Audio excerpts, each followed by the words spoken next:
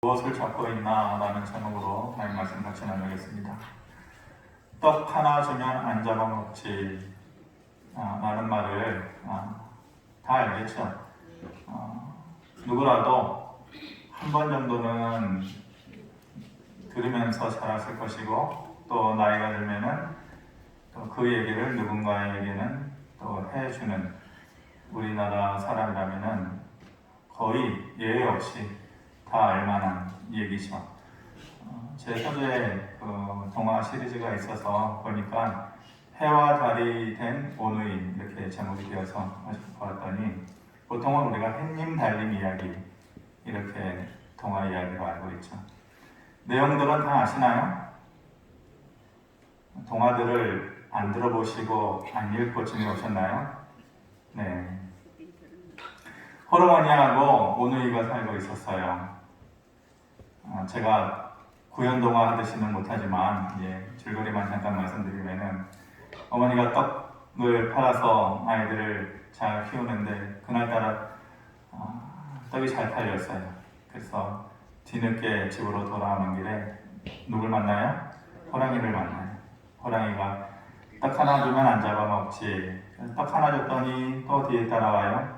또 떡 하나 주면 안 잡아먹지. 그런 식으로 계속해서 이제 남은 떡을 이제 다 줘버리니까, 물론 이제 동화책마다 약간의 차이는 있는데 결국 이제 엄마가 호랑이에게 잡혀 먹게 되죠. 근데 아이들이 집에서 기다리고 있는 걸 호랑이가 눈치채고, 이 아이들도 잡아먹어야겠다. 그래서 어머니가 입었던 옷을, 동화니까 옷을 입고서 또 엄마 손처럼, 엄마 목소리처럼 해가지고 애들아 엄마 왔다 그랬더니 오누이가 눈치가 요즘 애들처럼 바삭해요. 그래서 우리 엄마 아니야. 그런데 뒷문으로 도망가가지고 이제 호랑이인 줄 알고 큰 나무 위로 올라가잖아요. 호랑이가 이제 오누이를 쫓아서 나무 위로 올라가는데 못 올라가는 거죠. 그래서 너희들 어떻게 거기 올라갔니? 그랬더니 일부러 거짓말로 장난치려고 손바닥에 참기름을 발라봐. 그러면 우리처럼 올라올 수 있어. 참기름 발랐더니 어떻게 돼요? 엉덩방아만 찢죠. 화가 난 호랑이가 도대체 어떻게 된 거야? 그랬더니 동생이, 동화마다 약간 차이는 있어요. 내가 읽은 동화하고는 다른데? 그러지 마시고. 여동생이 그 호랑이의 엉덩방아 친 모습을 보면서 깔깔 웃으면서 바보야, 우리처럼 도끼를 찍으면서 올라와야지 하면서 순간 말해버리는 거죠. 그래서 호랑이가 옳다구나 해가지고 자기도 도끼를 찍으면서 나무 위로 올라가니까 오누이는 이제는 죽을 운명에 처해 있는 거죠. 그래 너무 마음이 답답하고 다급해지고 이러니까 하늘을 향해서 기도를 하잖아요. 살려주세요. 그랬더니 하늘에서 번개가 내려오나요? 뭐가 내려와요? 동아줄이 내려오죠. 동아줄이 하늘에서 요즘도 이렇게 내려오면 얼마나 좋을까. 동아줄이 내려와가지고 오누이가 그 동아줄을 잡고 하늘로 올라가게 되죠. 호랑이가 그 모습을 보고 너무 부러운 거죠. 자기도 그렇게 될 수 있을 것 같아가지고 기도 아닌 기도를 하늘을 향해서 하니까 하늘에서 또 동아줄이 내려와요. 야, 누구에게도 예외 없이 동아줄이 내려오는구나. 동아줄을 잡고 올라가다가 어떻게 돼요? 동아줄은 썩은 동아줄이었어요. 그래서 그 줄이 끊어져가지고 호랑이는 땅바닥에 떨어져서 피를 흘리고 죽게 되죠. 그래서 그 호랑이의 피가 묻어서 수수밭의 색깔이 빨갛다. 이렇게 진짜인지 아닌지 모르겠지만 그런 동화, 햇님 달님 이야기이죠. 호랑이도 분명히 생각했을 거예요. 나도 저 동아줄을 잡으면은 저 아이들처럼 하늘로 올라갈 수 있을 거야. 그렇게 생각했을 텐데 그에게 허락된 것은 튼튼한 동아줄이 아니었어요. 썩어 빠진 동아줄이었죠. 오히려 그것을 안 잡았으면 나름대로의 자기의 삶을 살 수 있었겠죠. 근데 오히려 그 썩은 동아줄을 잡음으로 인해서 그의 삶이, 생애가, 호랑이니까 생애라고 말할 수는 없겠지만 목숨이 이제 그치게 되어지는 것이죠.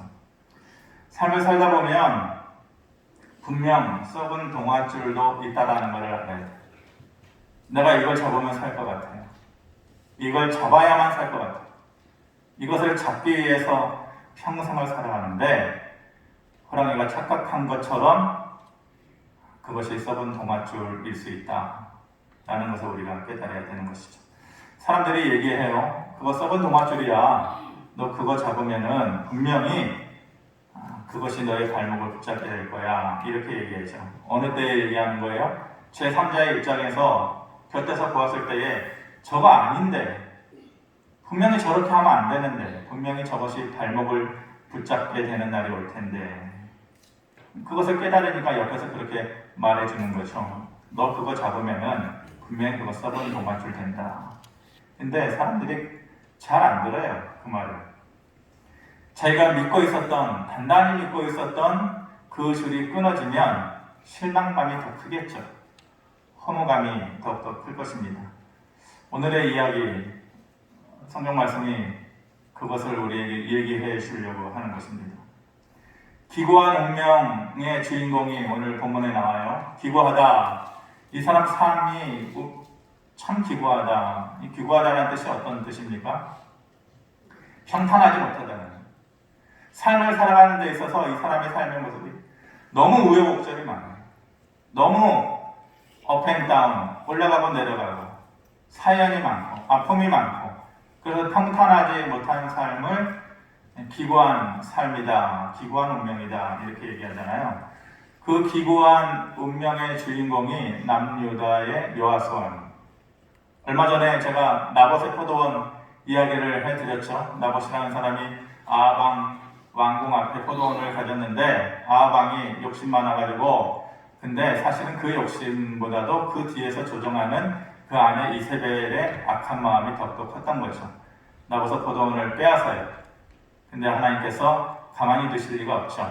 그래서 그 아합 왕가를 다 무너뜨리고 아합 왕가를 끊을 준비를 하셔요.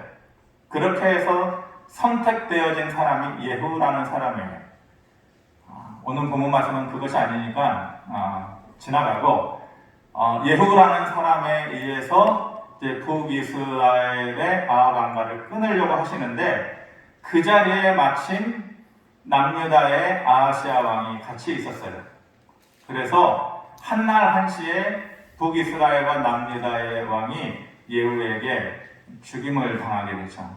불행한 일이죠. 북이스라엘도 남유다도. 그때 남유다의 왕이 아하시아 왕인데 그 아하시아 왕이 어찌됐건 왕이 죽은 것 아니에요? 그 왕의 어머니가 이름이 아달랴예요. 아달랴. 왜 알아야 되느냐? 이 아달랴가 그 악명 높은 아합 왕과 이세벨의 딸이에요. 그러니까 북이스라엘과 남유다는 그 연결고리를 끊어야 되는데 자꾸만 금묵자욱이 되어지고 삼삼오오가 돼요. 같이 따라다니면 같이 죽는 거예요. 그러니까 북이스라엘과 남유다가 그렇게 연결고리가 되어져서 아달랴하고 남유다의 여호람 왕하고 이제 결혼을 해서 이제 그 아달랴가 이 아하시아의 이제 어머니가 이제 되는데 어찌되었건 한 나라의 왕이면서 자기의 아들. 근데 옛날의 왕들은 내가 낳지 않은 왕자들도 많죠. 첩도 많고 후궁도 많고 그러니까 배다른 어머니를 든 관계일 수도 많은 것이죠. 어찌되었건 슬퍼해야 되잖아요. 근데 장례도 치러주지 않아요. 장례도 치르지 않고 왕의 자리가 공석이 되었는데 누군가는 이제 왕자들 가운데에서 배다른 형제든 누구든 누군가는 왕자들 가운데에서 왕이 되어야 되는데 그 어머니인 아달랴가 왕이 될 수 있는 서열에 있는 왕자들을 다 죽여요. 자기 자신의 아들일 수도 있고 또 다른 후궁의 아들일 수도 있겠죠. 가능한 일인가요? 인간적으로? 상식적으로? 그리고 자기가 왕이 돼요. 그 어머니의 그 딸인 거죠. 이세벨의 딸 아달랴니까 아마 그럴 수 있지 않았겠는가. 그래서 모든 왕이 될 수 있는 자격을 가진 왕자들을 다 죽일 때에 유일하게 그렇게 되면 하나님께서 다윗과 언약하신 그 영원한 언약이 깨지는 거죠. 왜냐하면 다윗의 후손들 안에서 영원한 그리스도의 계보가 나타나게 하리라. 근데 완전히 끊어지는 건 아니에요. 그러니까 하나님께서 거기서 남은 자, 남은 씨를 남겨두시는데 그 죽어가는 왕자들 가운데에 유일하게 한 아이를 제사장 여호야다의 손길을 통해서 구해내요.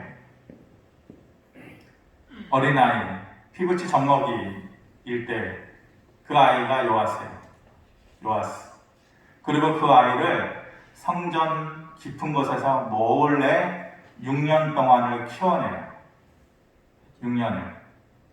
어려운 일이 많았겠죠. 아이니까 우는 일도 있었고 정성을 다해서 그 요아스를 6년 동안 키워내요. 그리고 7년 되는 때에 이 아달랴의 반역을 일으켜서 그것은 나쁜 반역이 아니죠. 아달랴가 나쁜 왕이었으니까 아달랴를 반역해서 7년 되는 때에 7살 때의 요아스가 왕이 되게 되어지는 것이죠.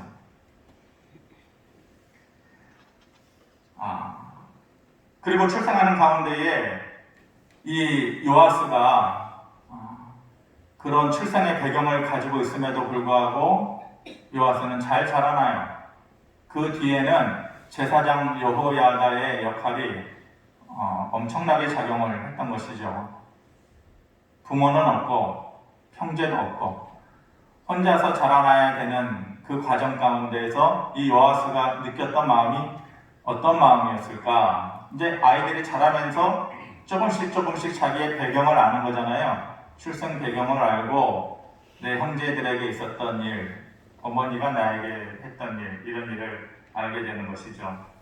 그런데 다행히도 왕의 직무를 잘 수행을 해요. 참 대견한 것이죠. 7살짜리 아이가 뭘 하겠어요? 자기 혼자도 그런데 왕이라네요. 왕관을 씌워주고 왕의 노릇을 역할을 하라니까 얼마나 버겁겠어요. 그런데 대견스럽게 잘해요. 하나님의 성전 구석구석에 무너진 것을 그 전에 왕들은 손도 못 댔는데 성전을 다 수리하고 또 어머니 아달랴 때에 그 성전 안에 들어온 모든 아세라 목상을 비롯한 우상의 것들을 다 치워버리는 거죠. 그러니까 물리적으로도 성전을 다시 재건하고 영적으로도 잘못된 모든 모습을 새롭게 해주는 것이죠. 그 과정 가운데에 세금이 필요하죠. 나라의 일을 하는 데 있어서. 그런데 이 7살 된 요아스 왕이 하는 일에 모든 백성이 박수 쳐줬어요. 그것이 잘 되는 국가죠. 잘 되는 교회고 잘 되는 나라예요. 지도자가 그렇게 한다고 했을 때 백성들이 뭐라 그래요? 10절에 보면은 기뻐하면서 그 모든 일에 협조했다. 이렇게 얘기를 하고 있죠. 14절에 보면은 여호야다가 세상에 사는 날 모든 날에 여호와의 전에 항상 번제를 드렸더라. 항상 여호와 앞에서 번제를 드리는 것이 결코 쉬운 일 아니에요. 짐승의 각을 떠서 완전히 태워서 피를 뿌리고 또 그 향을 하나님께 올려드리는 제사, 그 번제라는 제사 자체가 까다롭고 절차가 복잡하고 힘든 거예요. 그런데 항상 하나님 앞에서 번제를 드렸더라. 그런데 약간의 의심 가는 부분이 있어요. 여기에서 2절에도 그렇고 또 14절에도 그렇고 계속해서 거듭해서 나오는 말이 뭐냐면은 여호야다가 사는 날 동안에, 이게 약간 암시를 주는 거죠. 여호야다가 사는 날 동안에 약간 복선을 까는 거죠. 그러다가 15절에 그렇게 믿고 있었던 여호야다가 130세의 나이로 이제 죽음을 맞이하게 됩니다. 누구라도 가는 길이니까 여호야다라고 슈퍼맨일 수는 없죠. 여호야다가 그 요아스의 뒤를 그렇게 든든하게 뒷받침해 주다가 이제 죽음을 당하게 되는 것이죠. 그런데 곧바로 여호야다의 자리가 공석이 되잖아요. 비었겠죠. 그 자리를 누가 치고 들어가느냐? 남유다의 방백들, 그러니까 힘께나 쓴다는 사람들이 그 여호야다가 요아스에게 딱 붙어서 요아스를 하나님의 말씀으로 교육하고 하나님의 뜻대로 나라를 다스려 나가게끔 하는 동안에는 자기네들이 자기의 목소리를 내지 못하고 끙끙 앓으면서 참고 있다가 여호야다가 죽자마자 그 경험 없는 요아스에게 달라붙어가지고 이제 그의 마음을 흔들어 놓는 거죠. 근데 요아스가 불행하게도 그들의 말을 들어요. 그리고 그때부터 불행이 시작해요. 기구한 운명으로 시작한 그의 삶이 기구한 운명으로 끝나는 그 불행의 단초가 되는 것이죠. 누구의 말을 듣느냐? 매우 중요해요. 스스로 혼자 살아갈 수 있는 사람은 없어요. 아니라고 하지만은 어찌됐건 누군가에게 영향을 받으면서 살아가죠. 그 과정 가운데서 누구의 말을 듣느냐 매우 중요해요. 솔로몬의 아들 르호보암이 솔로몬이 조카 왕이 되었어요. 백성들이 아우성을 쳤어요. 솔로몬 때에 성전 짓느라고 우리 너무 힘들었으니까 세금을 좀 낮춰달라. 그리고 우리의 힘든 노역을 그 노역의 양을 좀 줄여달라. 근데 그동안에 말 못했던 그 불만들이 표출이 되는 거죠. 나라가 위태위태하구나. 백성들이 이런 불만들이 있구나. 라는 것을 지도자는, 왕은 알아야 되는 거예요. 누군가는 그걸 얘기해줘요. 왜냐? 왕이 다 알 수 없어요. 백성들의 삶까지 어떻게 다 알아요? 그러니까 옆에서 그것을 잘 말해줄 수 있는 보좌진 참모들이 필요한 거예요. 결국 왕이 망가지고 그런 것은 밑에 있는 참모진들이 잘못합니다. 그래서 이제 르호보암에게 백성들이 이렇다 그랬는데 르호보암이 경험 많은 사람들의 말을 듣지 않고 실제로 그런 거 맞습니다. 그러니까 우리 세금을 좀 깎아주고 백성들의 노역을 좀 줄여줍시다.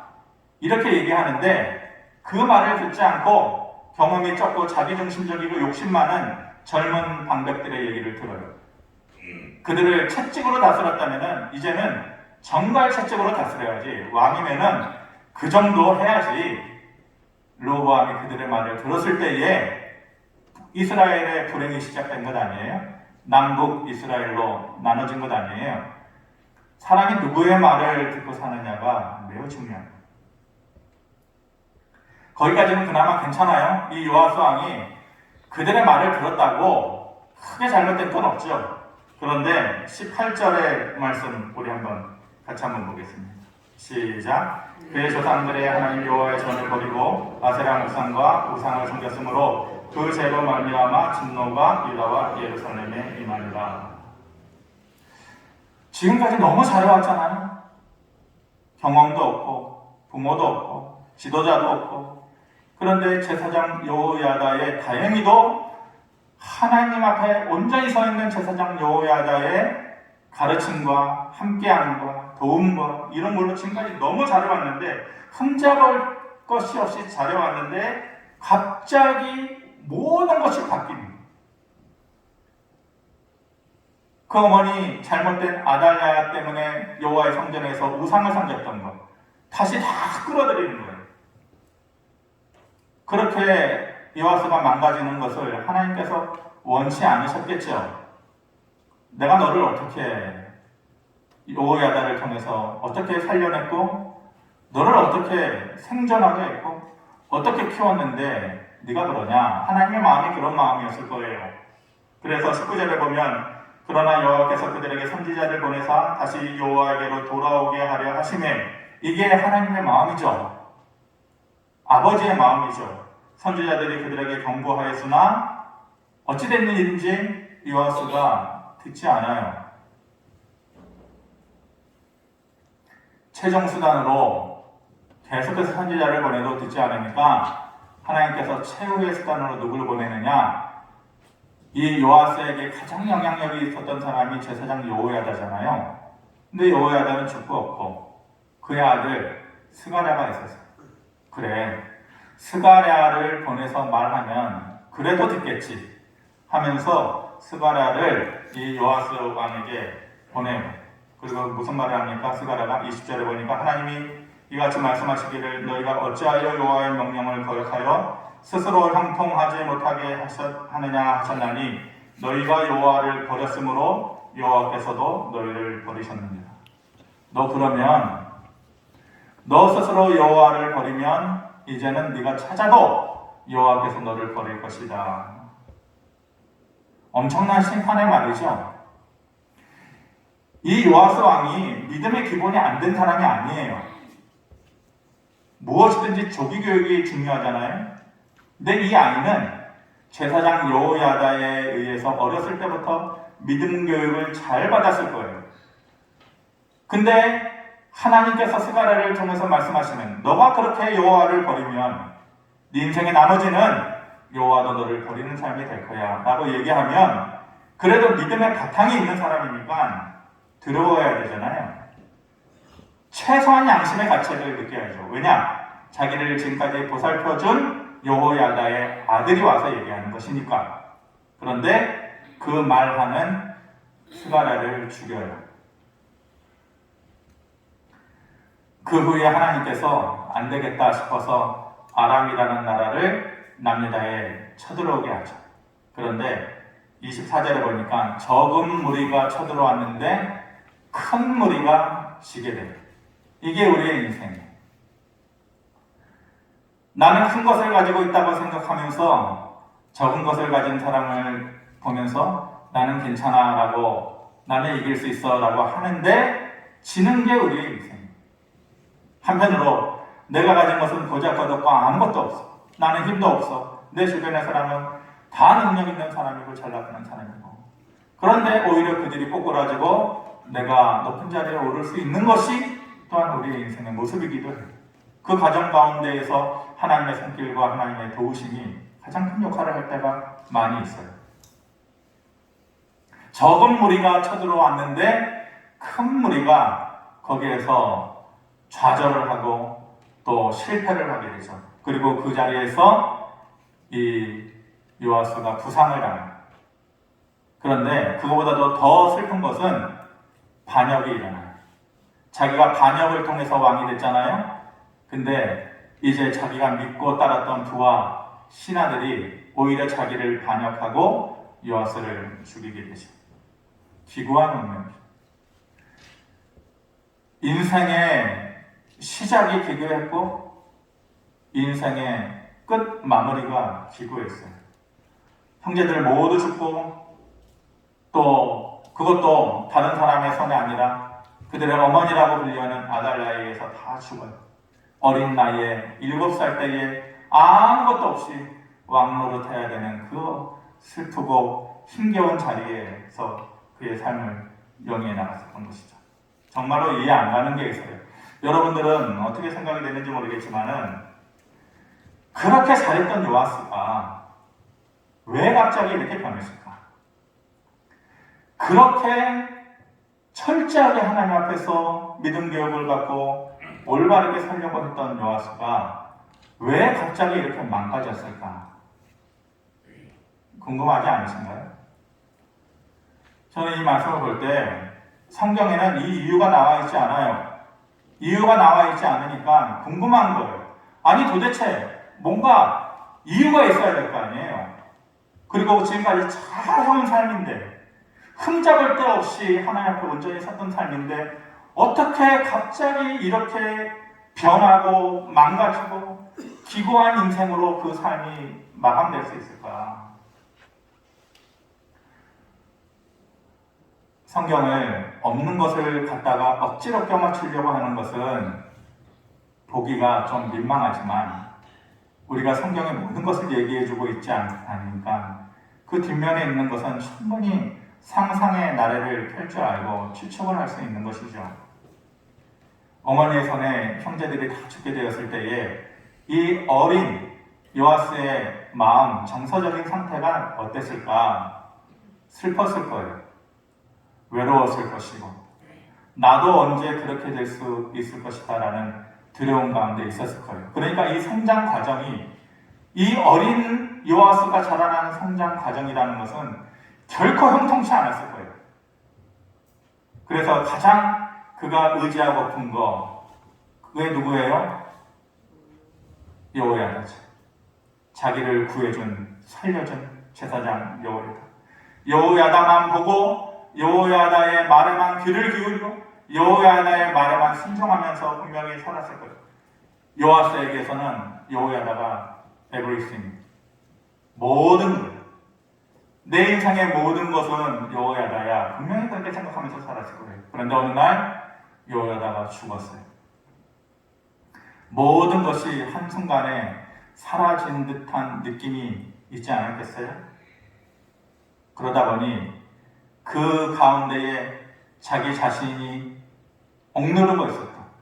여호야다 때문에 발견치 못했던 성장 과정에 있어서의 자기의 아픈 기억들이 스물스물 일어났겠죠. 외로움, 슬픔, 두려움.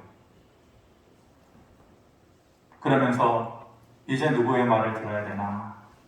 이제 내가 살아가는 날 동안에 누가 나의 도움이 될까? 누가 내 편이 되어줄까? 이제 나는 무엇을 붙잡고 살아야 되나? 그전에는 아무 걱정이 없었는데 여호야다만 붙잡고 살면 됐는데 이제 나는 무엇을 붙잡고 살아야 되나? 그런 마음이 들었을 것이에요. 그 순간에 유다의 못된 방백들이 손을 뻗치는 거죠. 호랑이가 없어진 곳에 잠잠하고 있었던 여우가 일어나는 거예요. 그러면서 그를 마음을 흔들어 놓는 거죠. 그랬을 때에 이 요아스가 한순간에 무너지지 않았겠는가? 충분히 그런 생각을 해볼 수 있는 것이죠. 요아스의 죽음, 그리고 기구한 운명, 이 뒤에는 여호야다의 죽음이 분명히 이유가 되었을 것이에요.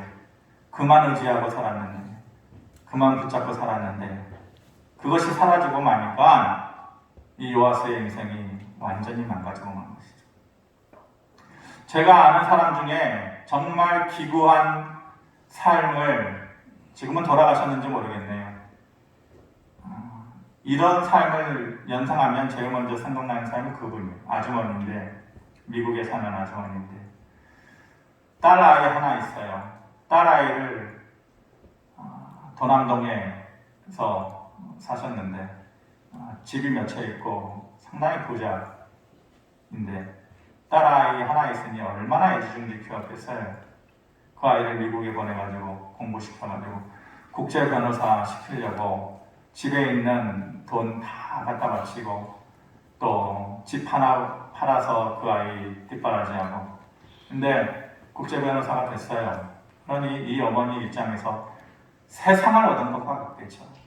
그 딸아이 하나 보고 있었는데 이 아이가 어렵사리 미국에서 국제 변호사가 되었으니 그거보다 더 기쁜 게 세상을 다 얻은 이 아이가 갑자기 죽었어요. 병으로 죽었어요.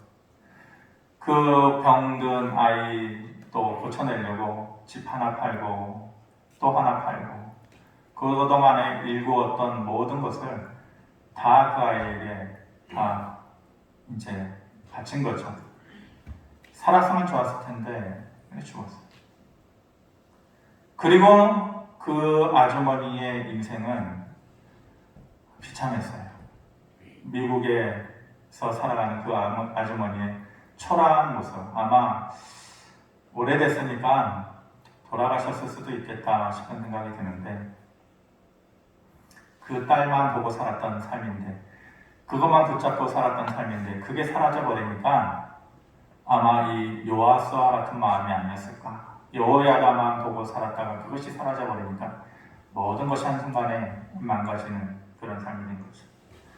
우리가 살면서 어떤 것을 목숨처럼 붙잡고 살다가 그것이 갑자기 사라져버리면 사람은 망가져요. 무너져요. 그것이 돈이 될 수도 있고 사람이 될 수도 있고 그것이 명예가 될 수도 있어요. 명예만 붙잡고 살았는데 그것이 한순간에 무너지면 대통령이 되었건 누가 되었건 죽는 거예요. 돈만 붙잡고 이것이 나를 하늘 꼭대기까지 올려줄 수 있는 동아줄이라고 생각하면서 살았는데 오히려 그것을 붙잡았을 때의 마음속에 드리워지는 그 그 안타까움과 허전함과 아쉬움 때문에 더 이상 갈 곳이 없어서 죽어가는 것이 사람.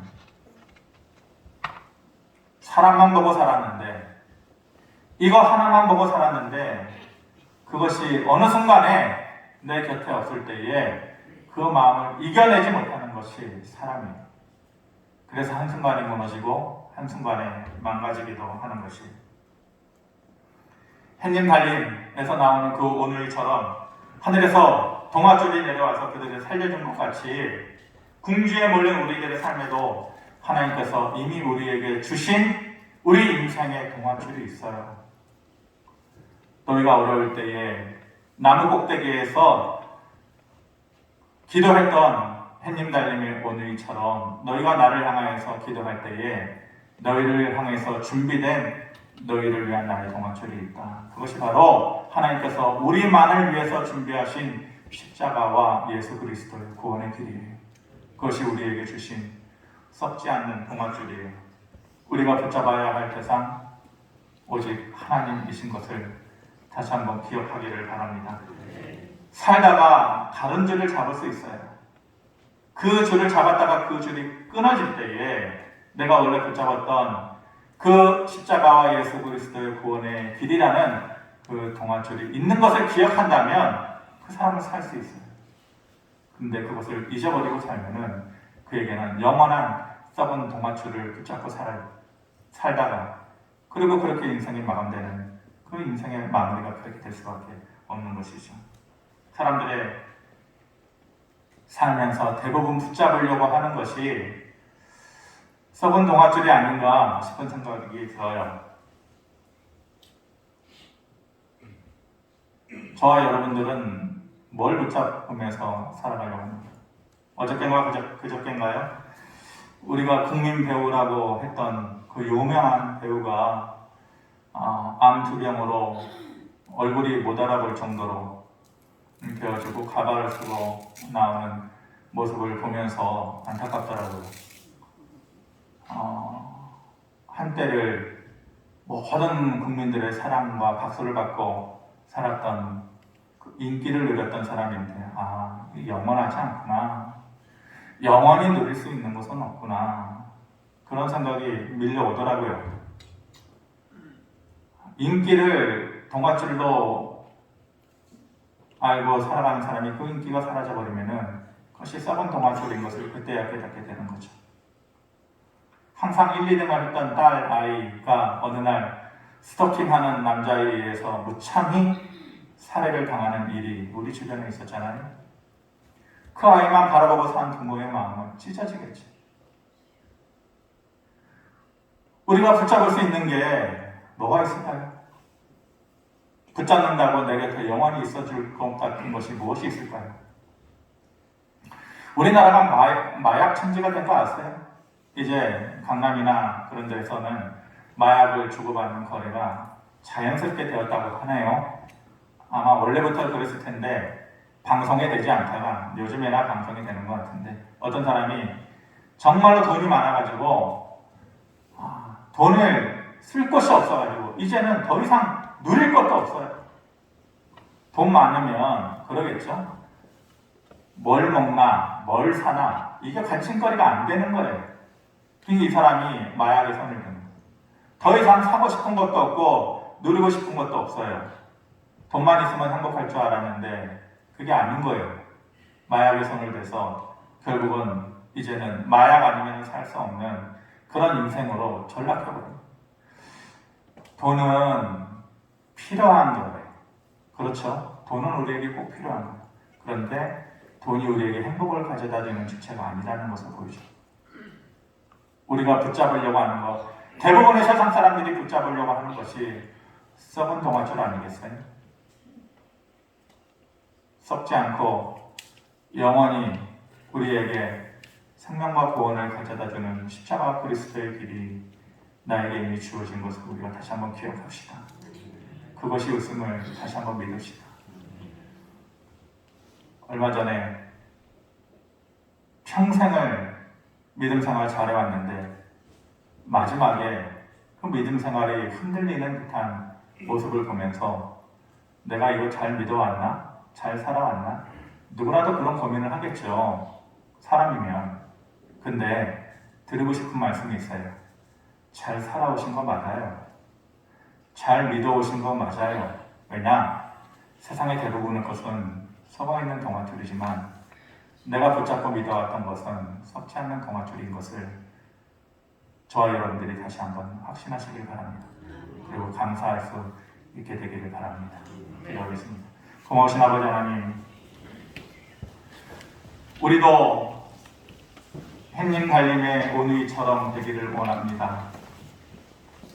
이것이 전부인 줄 알고 붙잡았는데 끊어지고 썩어져서 오히려 내 자신의 마음에 허전함만 더하게 하는 썩은 동화줄과 같은 그런 것에 우리의 모든 것을 내어 맡기지 말고 사라지지 않고 변하지 않고 식어지지 않는 구원과 기쁨이 있는 하나님 앞에 우리가 나아갈 수 있도록 십자가와 예수 그리스도의 구원의 길을 다시 한번 붙잡을 수 있도록 은혜를 더하시고 그 삶이 결코 거짓되지 않고 허전하지 않다라는 것을 우리의 삶에서 또 한 번 증명하여 주시옵소서.